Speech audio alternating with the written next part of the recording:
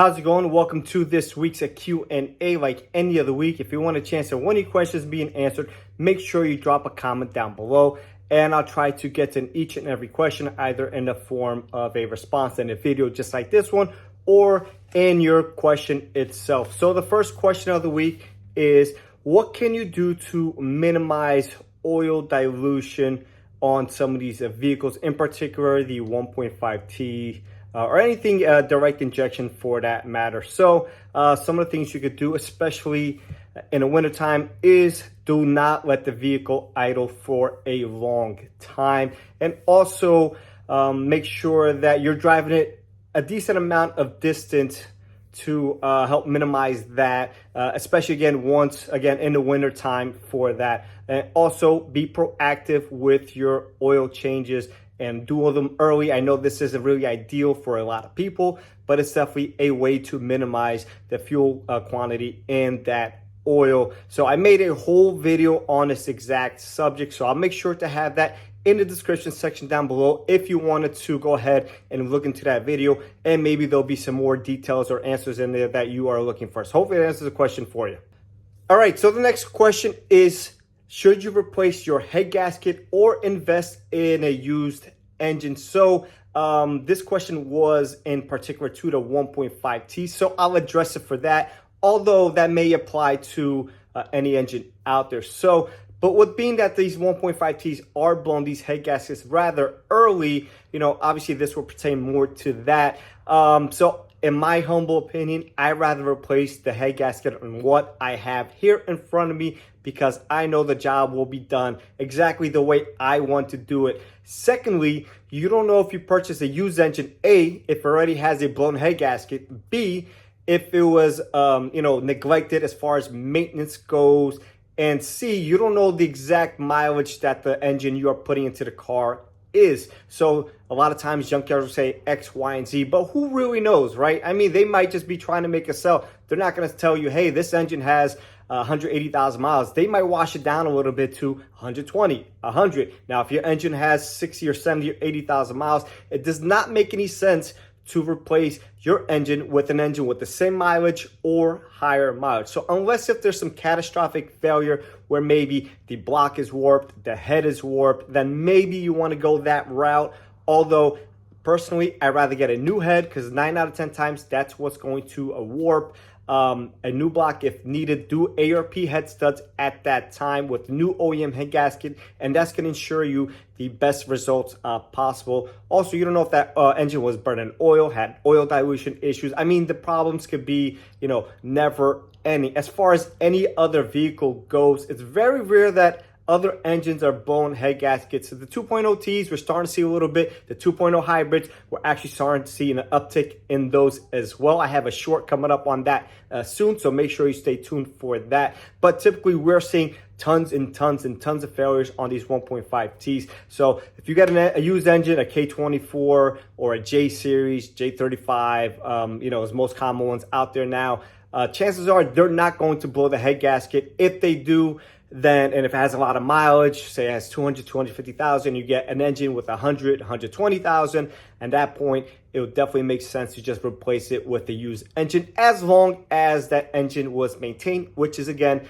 the big question. Sometimes there's telltale signs, although sometimes there are not signs that you can see right away, and maybe too late at that point once the engine is installed. So hopefully that answers the question for you. All right, so the next question is, what qualifies a tech level? So we'll start at the bottom, which is the express techs, and these guys do oil changes, tire rotations, wiper inserts, air filters, and a basic multi-point inspections. Now, moving on to the C techs, these guys will start doing tires, brakes, maybe small parts replacements here and there, some recalls, stuff like that. You move it on to the B techs, they start taking in bigger jobs, some suspension work, some diagnostics, some electrical diag, some check engine diag, some road tests for some certain noises and stuff like that, doing bigger recalls and stuff like that. And an A level technician will basically do just about anything from clutches, transmissions,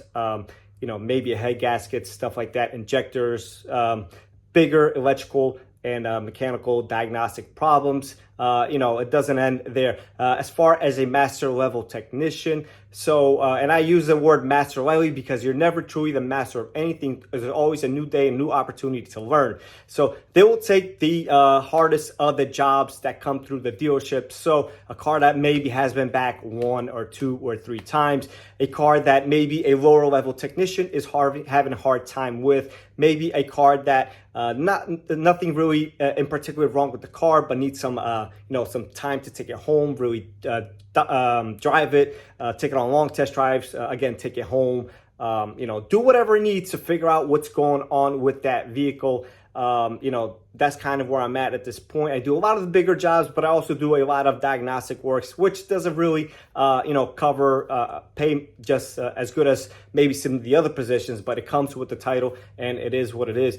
But that's basically how it's broken down. Now, a lower level technician may start doing some bigger jobs just to justify your reasoning or your positioning to moving up. So don't be shy if you're, a younger technician. Learn from the older guys. Learn from the higher level technicians. Do not get in their way.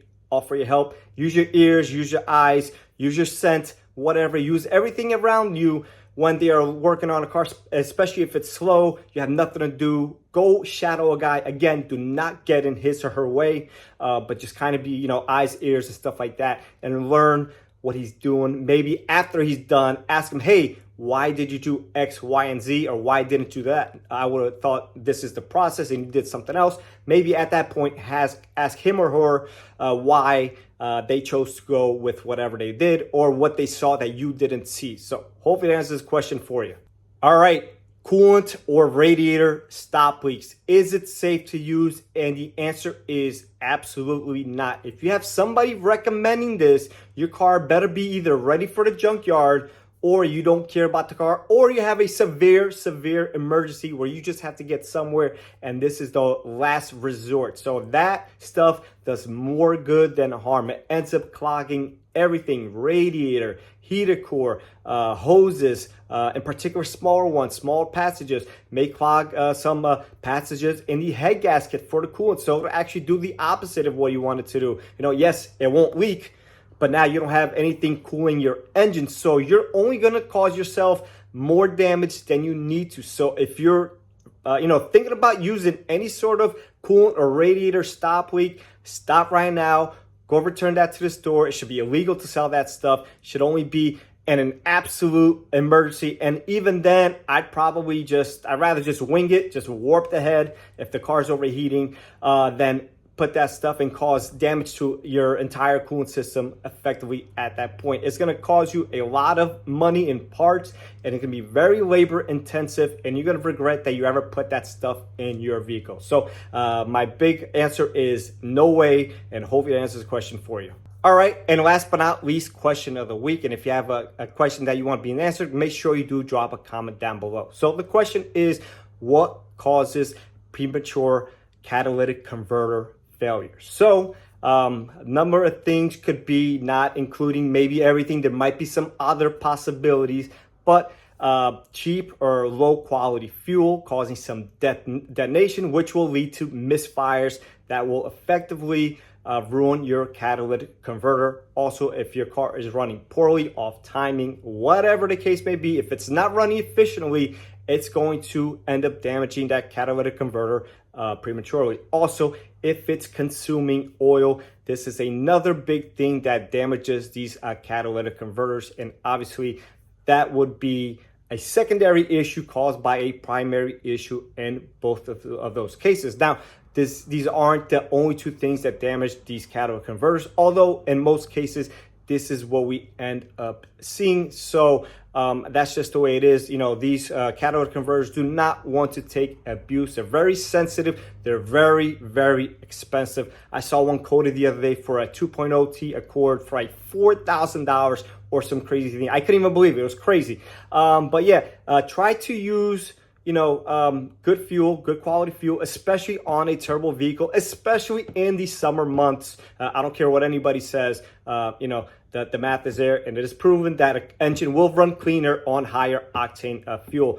And again, do your oil changes on time so that you don't lead to a oil consuming engine in the long run and causing you hundreds of thousands of dollars, hundreds to thousands of dollars at that point. Replacing catalytic converter, that could have been well saved if you just did these small little items that mean a big thing in the long-term picture. So hopefully I answered this question for you, and I'll catch you on the next one.